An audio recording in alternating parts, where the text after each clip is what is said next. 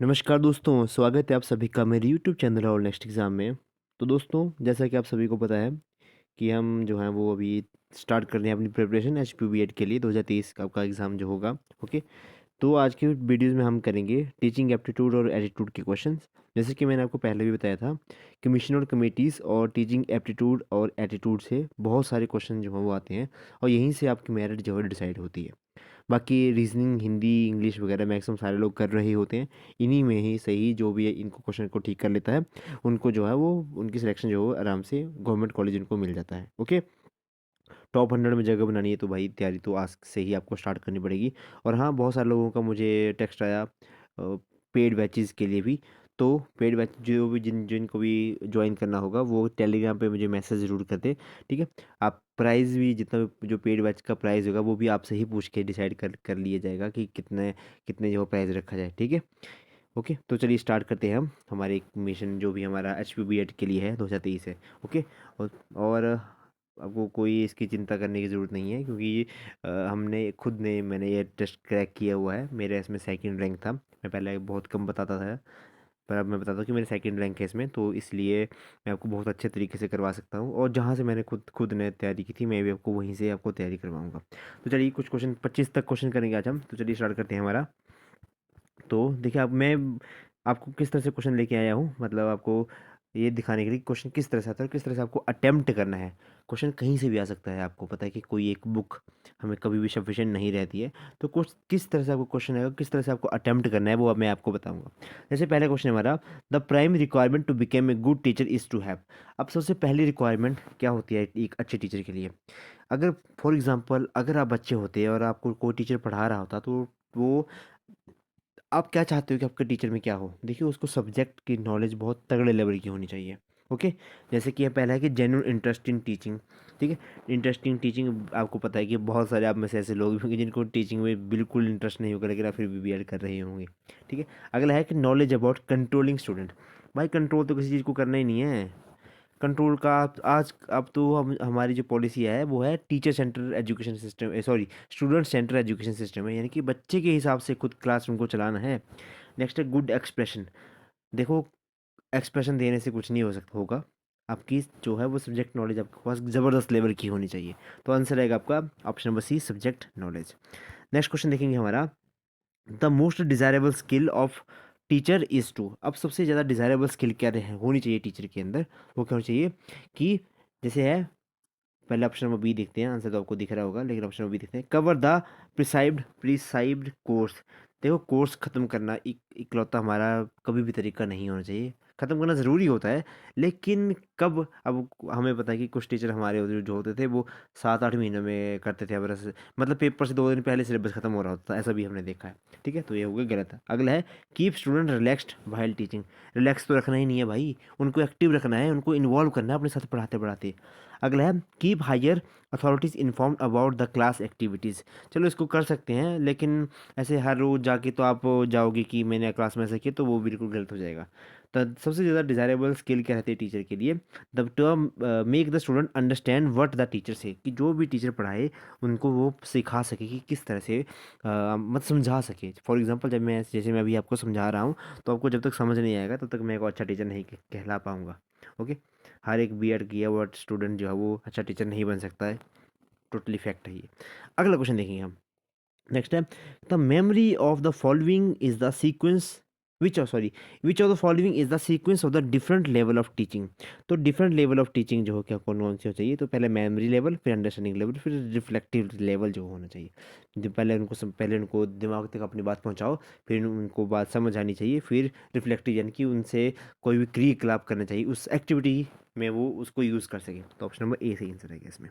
Next है, with smaller classes teacher are much more able to.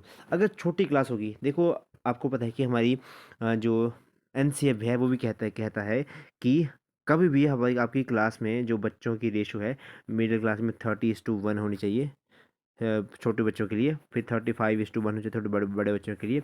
अगर 200 से ज़्यादा स्टूडेंट है तो भी ज़्यादा से ज़्यादा 40 स्टूडेंट ही आपकी एक क्लास में होने चाहिए। तो अगर कम बच्चे होंगे क्लास में तो हर एक बच्चे की प्रॉब्लम को वो समझ पाएंगे, इंडिविजुअल अटेंशन, इंडिविजुअल डिफरेंस के ऊपर वो देख पाएंगे कि किस किस तरह से उनका इंडिविजुअल डिफरेंस जो, क्योंकि हर बच्चा, हमारे हाथों की जिस तरह से पांचों उंगलियां बराबर नहीं होती, उसी तरह से हर एक बच्चा भी एक जैसा नहीं होता है, सब में कुछ ना कुछ डिफरेंस पाए जाते हैं। तो वही, आप अगर क्लास छोटी होगी तो आप उन बच्चों को अच्छे तरीके से समझा पाओगे, बड़ी क्लास होगी तो ये सब कुछ करना बहुत टफ हो जाता है। तो लर्नर की प्रॉब्लम को अंडरस्टैंड कर सकते हैं हम, प्रोवाइड अटेंशन, इंडिविजुअल अटेंशन दे सकते हैं, और adapt instruction for the individual difference. ये बहुत इंपॉर्टेंट, जब भी आप बीएड करोगे ना, ये पॉइंट इंडिविजुअल डिफरेंस चारों सेमेस्टरों में आपको ये पॉइंट हमेशा याद रखना है। ये बहुत इंपॉर्टेंट बात है, इंडिविजुअल डिफरेंस की बात है। ठीक है, देखो क्वेश्चन तो आप कर लोगे, पर किस तरह से अटेम्प्ट करना है वो मैं आपको भी बता रहा हूँ, किस तरह से। फॉर एग्जाम्पल एक क्वेश्चन आया था कि अगर बच्चे क्लास में शोर करे तो आपको क्या करना चाहिए। तो वहाँ पे ऑप्शन थे कि उनको क्लास से बाहर खड़ा कर दो, प्रिंसिपल से शिकायत करो, उनके पेरेंट्स से शिकायत करो, उनको पनिशमेंट दो, ठीक है, या फिर उनके पास जाओ और समझो कि किस तरह से उनको प्रॉब्लम आ रही है। तो मैंने अपने दोस्तों के साथ डिस्कस किया था, तो उन्होंने बताया था कि हमने ऐसा किया कि उनको बाहर खड़ा कर देना चाहिए, लेकिन ऐसा कभी नहीं करना है, पनिशमेंट तो कभी देनी ही नहीं है बच्चे को। तो इसका सही आंसर आना था कि हमें उनकी प्रॉब्लम समझनी चाहिए कि वो क्यों शोर कर रहे हैं। ठीक है, चलो नेक्स्ट है हमारा, the single most important factor in the beginning of the teachers career is. सबसे पहला इंपॉर्टेंट फैक्टर क्या रहता है, हम आपकी टीचिंग करियर स्टार्ट कर रहे हैं कोई भी, तो क्या रहता है, ऑप्शन नंबर सी है यहाँ पे कि one's personality and ability to relate the class and the student. ठीक है, कि उसकी एबिलिटी किस तरह से है कि वो बच्चे अपने जो उन्होंने पढ़ाया किस तरह से रिलेट कर पाए उन चीज़ों को। ओके, बाकी है मेरिटोरियस एकेडमिक रिकॉर्ड, ऐसा कुछ भी नहीं है भाई। टॉपर्स लोग जो हैं वो बेले बैठे होते हैं, और वहीं 50-60% लाने वाले लोग जो है अच्छे टीचर बन जाते हैं। कम्युनिकेशन स्किल, हाँ ये अच्छा मेथड हो सकता है, लेकिन अकेला कम्युनिकेशन मेथड से कुछ नहीं होगा, आपके पास जो है वो सब्जेक्ट नॉलेज तगड़ी होनी चाहिए। ऑर्गेनाइजिंग एबिलिटी भी ठीक है, लेकिन सब्जेक्ट हमें क्या देखो इनमें हमें क्या देखना होता है इन ऑप्शंस में, कि सबसे ज़्यादा बेस्ट आंसर कौन सा है हमारा। तो कम्युनिकेशन स्किल भी आप अच्छा है, इसमें कोई डाउट नहीं है, ऑर्गेनाइजिंग एबिलिटी भी अच्छा है, लेकिन जो सही आंसर है वो क्या है हमारा, कि उसकी personality and ability to relate the class and student, यानी कि जो भी टीचर पढ़ाए वो बच्चों तक समझ है, बच्चों को उनको समझ पाएँ। तो ये इसका सही आंसर आपका आएगा। चलिए, आई होप आपको समझ आ रहा होगा, तो वीडियो को लाइक करें, शेयर करें, वीडियो लाइक कर दें। ठीक है, नेक्स्ट हमारा effective teaching by and large is a function. Effective teaching by and large is a function of, किसका फंक्शन है ये सारा, तो ये है आपका teachers making student learn and understand. Option number C इसका सही आंसर रहेगा, कि ये बच्चों को पढ़ाए और उनको अंडरस्टैंड भी करवाए। ठीक है, और इफेक्टिव टीचिंग, और पहला आ गया हमारा maintaining the discipline of the class. ठीक है, तो डिसिप्लिन बनाते रह जाएंगे, टीचर पढ़ाया कुछ नहीं पाएंगे। टीचर ऑनेस्टी, टीचर की ऑनेस्टी से क्या लेने देना है बच्चों को। टीचर ऑनेस्ट होगा तो उसमें क्या ही कर पाएगा वो, मतलब हाँ, अगर यहाँ पे आता है कि टीचर अपना सब्जेक्ट के प्रति ऑनेस्ट हो तो भी कुछ ना कहीं हम सोच सकते थे। अगला है हमारा option number D, teaching liking for the job of teaching. नहीं, ऐसा कुछ नहीं कि टीचिंग की जॉब को, मेन चीज़ यही है कि जो वो पढ़ाए वो समझा पाए कि किस तरह से बच्चों को समझा पाए कि क्या बात कह रहे हैं कोई भी। नेक्स्ट क्वेश्चन हमारा, prior to teaching the teacher does. Teaching करने से पहले टीचर को क्या करना चाहिए। पहले तो भाई उसको प्रिपेयर होना चाहिए कि किस किस तरह से लेसन प्लान प्रिपेयर करना चाहिए, बहुत इंपॉर्टेंट क्वेश्चन है, ये भी ठीक रहेगा हमारा।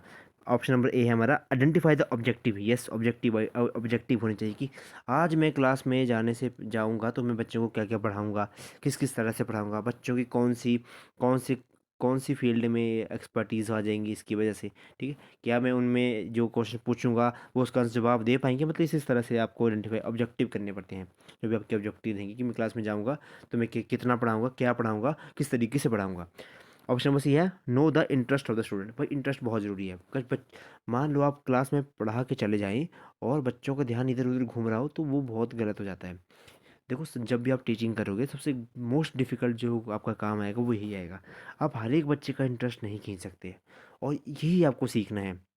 आपने देखा होगा, सुना होगा कई जगह पे कि जो इंटेलिजेंट बच्चे हैं उनको पढ़ाना तो आसान होता है, लेकिन जो वीक बच्चे होते हैं उनको जो पढ़ा पाए वही अच्छा असली टीचर कहलाता है। जो बच्चे जिनका इंटरेस्ट नहीं है, लेकिन आप सब में से आपके खुद के एक्सपीरियंस रहे होंगे, चाहे आप पढ़ाई में कैसे भी हों, तो एक टीचर ऐसा होता है जिसका मतलब ऑरा इस तरह से होता है कि आप सभी उसको पसंद करते हो, उसकी तरह बनना चाहते हो, उसकी तरह आप बात करना स्टार्ट कर देते हो, उसकी तरह आप मतलब हरकतें करना स्टार्ट मतलब उसको आप ऐसा लगता है कि यही बेस्ट टीचर है, तो उसी टीचर की तरह से आपको बनना बनना पड़ेगा। तो ऑप्शन रहेगा इसका answer all of the above. 9 minute हो गए। नेक्स्ट है इफेक्टिव टीचिंग इंक्लूड। अब एक इफेक्टिव टीचिंग जो है क्या होती है, ऑप्शन नंबर ए देख लेते हैं। Teachers is active but students may और मे नॉट बी एक्टिव। ये तो कभी होगा, हो ही नहीं सकता। हमें तो बच्चे ही एक्टिव चाहिए, बच्चे एक्टिव नहीं होंगे तो तब तक हम पढ़ाई क्या ही पढ़ाएंगे। एनसीएफ हमारा यही कहता है कि बच्चों को एक्टिव रखना है जितना ज़्यादा हो सके। नेक्स्ट है टीचर मे बी एक्टिव और inactive but student are active. भाई टीचर ही जब सोतड़ होगा तो क्या ही पढ़ पाएंगे, ठीक है। ऐसा कुछ नहीं भाई, टीचर भी उतना ही एक्टिव होना चाहिए जितना स्टूडेंट। हाँ, देखो पहले होता क्या था कि ये टीचर होता था और यहाँ यहाँ स्टूडेंट होते थे, ठीक है, पहले वाली स्टडी में। अब जो कहा गया है, अब कहा गया है कि टीचर यहाँ पे और स्टूडेंट इसके आसपास, यानी कि टीचर का काम क्या रहेगा कि बच्चों को हर बच्चों को एक विज़न मतलब एक teachers story student centre education का आजकल चली है हमारी जो एजुकेशन है आपकी, वो है अब हमारी स्टूडेंट सेंटर, यानी कि बच्चों को ज़्यादा से ज़्यादा कार्य करवाया जाए, उनको एक्टिव रखना है। और टीचर का क्या काम होगा, उनको एक चेकअप करना कि क्या उनको कहीं डिफ़िकल्टी तो नहीं आ रही है पढ़ाने में, ये बस हो, ठीक है। और जब यहाँ होता था, यहाँ पर टीचर क्या करता था, आता था, लेक्चर देता था, 4 लोग सुनते थे, पीछे वाले लोग जो वो बैक बेंचर जो है बहुत फेमस है, आपको पता है कि हर जगह बैक बेंचर की बहुत फेमस होते हैं बैक बेंचर, लेकिन यहाँ पे कोई बैक बेंचर नहीं होगा। इसमें हर एक बच्चा जो है इक्वली एक्टिव होगा। ओके, तो teacher is active and student are active, दोनों एक्टिव चाहिए हमें, तो ऑप्शन नंबर सी सही आंसर आएगा इस केस में हमारा।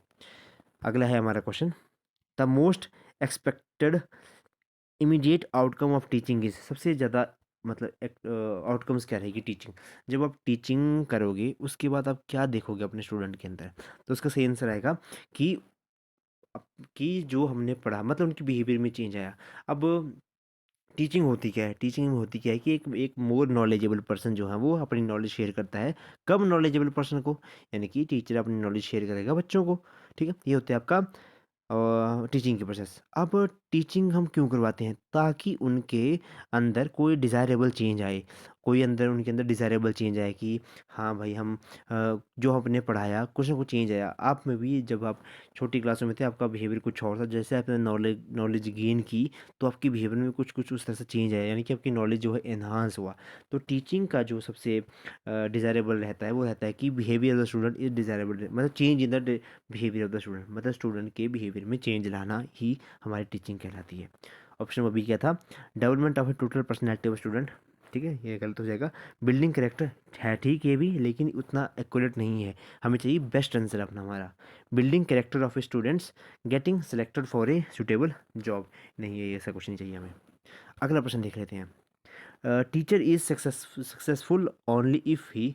अब एक टीचर सक्सेसफुल कैसे हो सकता, कब होगा, तो ऑप्शन नंबर बी है हमारा प्रोड्यूसेंट परसेंट रिजल्ट, नहीं ये नहीं है कि प्रोड्यूस सेंट परसेंट रिजल्ट, नहीं भाई ऐसा कुछ नहीं होना चाहिए।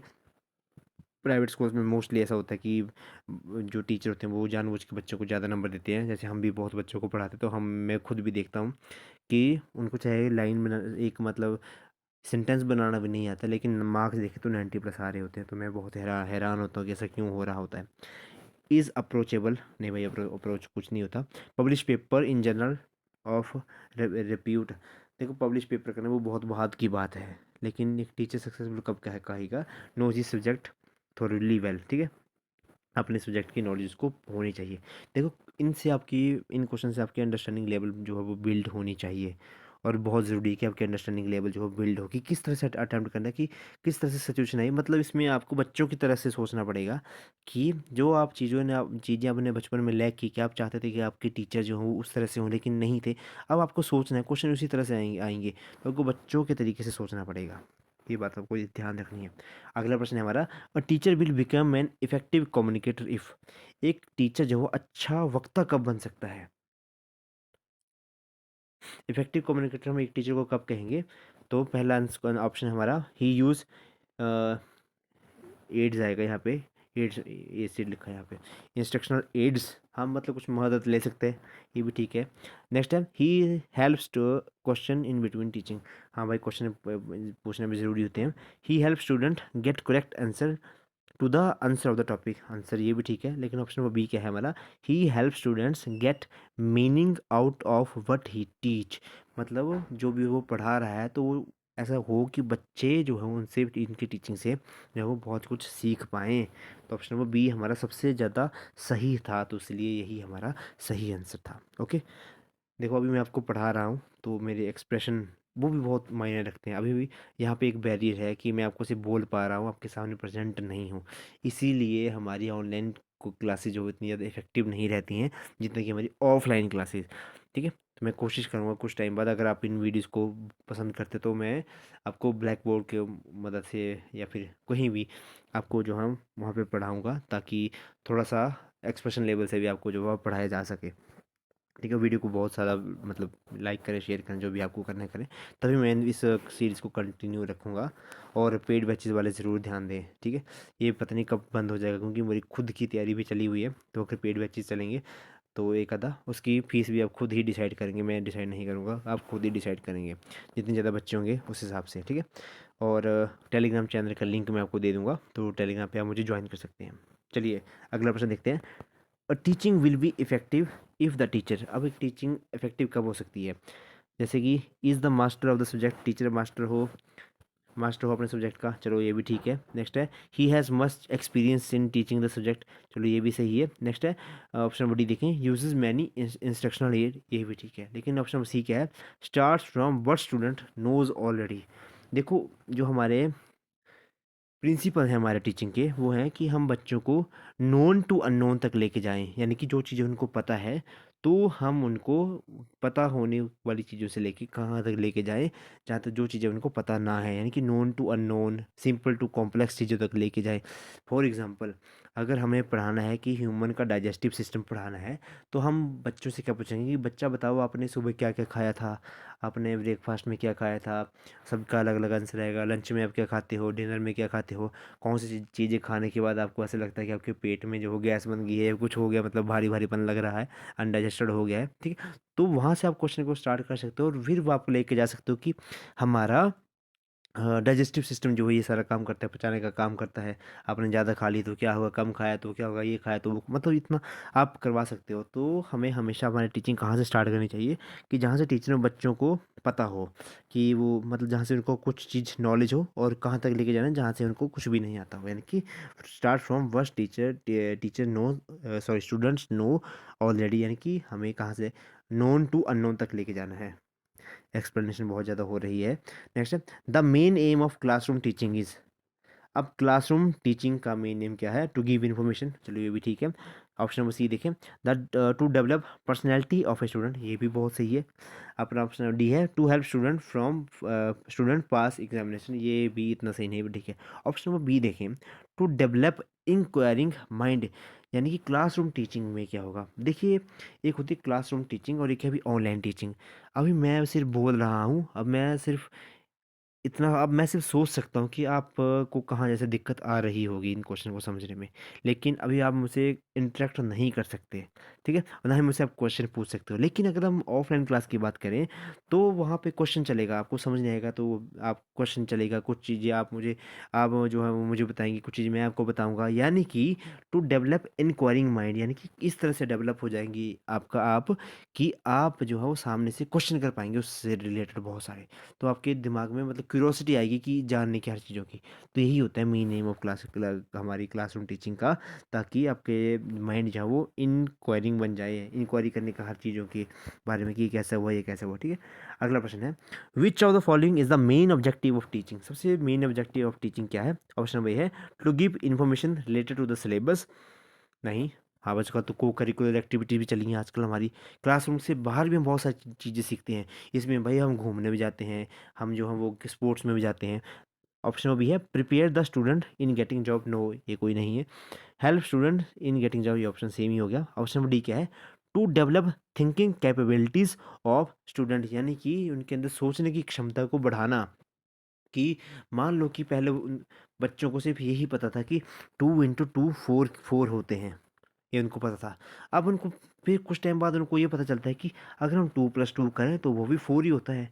ठीक है, तो उनको जो है थिंकिंग कैपेसिटी आती है। आप में से बहुत सारे लोग जो हैं, आप अब मैं आपसे पूछूं कि टेबल इतने का टेबल बताओ, बताओ कि 13 × 8 कितने होते हैं, तो आप में से बहुत सारे लोग जो है 13 × 8 करेंगे। लेकिन छोटे बच्चों को नहीं होता है पता कि आप इनको मल्टीप्लाई भी कर सकते हैं, उन्होंने सिर्फ रटा होता है। ठीक है, तो यही तो डेवलप करना होता है बच्चों के अंदर, कि उनके अंदर थिंकिंग कैपेबिलिटी जो वो बढ़ सके। आज का हमारा लास्ट क्वेश्चन, इतना ही क्वेश्चन करेंगे, वीडियो बहुत लंबी हो जाएगी। नेक्स्ट है, और वीडियो को प्यार, बहुत सारा प्यार देंगे तो इसको मैं कंटिन्यू करूँगा। नेक्स्ट है, the teacher role in higher education is to. अब हायर एजुकेशन में टीचर का रोल क्या है? ऑप्शन नंबर देखें, provide information to the student. Yes, ये भी ठीक है। नेक्स्ट क्वेश्चन हमारा, ये ऑप्शन है हमारा, only prepare student for exams. ये कभी ठीक नहीं हो सकता, ये गलत है। अगला है ऑप्शन नंबर सी, ऑप्शन हमारा, कि एनकरेज कंपटीशन अमंग स्टूडेंट। ये बहुत इंपॉर्टेंट है। कंपटीशन जब तक नहीं होगा बच्चों के बीच में, अमंग स्टूडेंट लिखा है यहाँ पे, हाँ अमंग स्टूडेंट, यानी कि बच्चों के बीच में कंपटीशन की भावना होनी बहुत ज़्यादा ज़रूरी है। नेक्स्ट है, motive student for self learning. ये तो होगा ही, हायर एजुकेशन की बात हो रही है ये, तो यहाँ पे बच्चों को सेल्फ लर्निंग के बारे में भी मतलब मोटिवेट करना कि किस तरह से आपको सेल्फ लर्निंग करके भी आप जो है वो बहुत कुछ अचीव कर सकते हैं। तो ऑप्शन नंबर 1, 3 और 4, yes, option number 1, 3 and 4 is the right, और ऑप्शन नंबर बी आपका गलत है। ओके, तो जहाँ जहाँ वी था वो तो सारे गलत है। ऑप्शन नंबर ए में भी है, बी में भी है, और ऑल ऑफ द अबव तो हो ही नहीं सकता। तो चलिए, ये होगी आज के आपके 15 क्वेश्चन। अगर आपको पसंद आए वीडियो, तो वीडियो को बहुत सारा अपने सारे दोस्तों के साथ शेयर करें, अपने जितने भी आपके ग्रुप्स हैं, जो अपने क्लासेस के ग्रुप्स हैं, सब में शेयर करें, ताकि सबके पास इंफॉर्मेशन पहुँच सके, और बहुत सारे लोग जो हैं वो हमारी वीडियो से फ़ायदा ले सकें। और जो लोग पेड बैच नहीं ले सकते, उनके लिए मैंने आज से 2 साल पहले जो है वो पूरी प्ले लिस्ट बनाई है, HPU BEd 2023 करके, टारगेट HPU BEd 2023 करके, तो वहाँ से आप जो है वो पढ़ सकते हैं। ओके, ऐसा कोई नहीं कि पेड बैचेज में ही आना ज़रूरी है, आपको वहाँ से आप पढ़ सकते हैं। ओके, तो इसी के साथ करते हैं वीडियो की समाप्ति यहाँ पे। धन्यवाद, जय हिंद, जय हिमाचल। वीडियो को शेयर करें, लाइक करें, और चैनल को करें सब्सक्राइब। धन्यवाद, जय हिंद, जय हिमाचल।